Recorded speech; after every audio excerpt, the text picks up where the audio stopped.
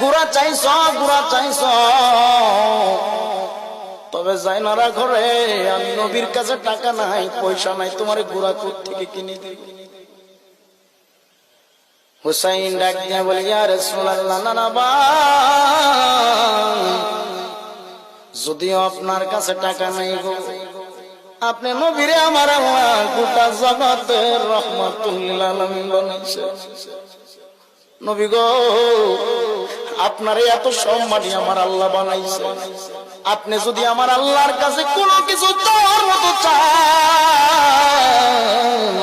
আমার আল্লাহ আপনি নবীরে খালি ফিরাইয়া দিবেন না।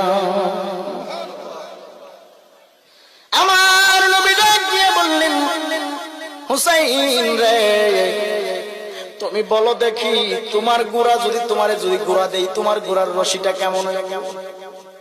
হুসাইন ডাক দিয়া বলে, ও নানা ভাই, আমার যে গুড়াটা আপনি দিবেন, সেই গুড়াটা যেমন দামি গুড়া হবে গো, আপনি আমার যে গুড়া দিবেন, সেই গুড়ার গলার রশিটাও হবে দামি। এবার আমার নবী রাহমাতুল লিল আলামিন ডেকে বললেন, হুসাইন তুমি যাও, যাইয়া দেখো পাথরের উপরে আমার একটা পাগড়ি মুবারক ঝুলানো আছে। কি মুবারক? জোরে বলেন, কি মুবারক? যাইয়া দেখো একটা পাগড়ি মুবারক ঝুলানো আছে, ওই পাগড়ি মুবারকটা নিয়ে আসো। হুসাইন পাগড়ি মুবারকটা এনে নবীর সামনে দাঁড়ায়া গেল।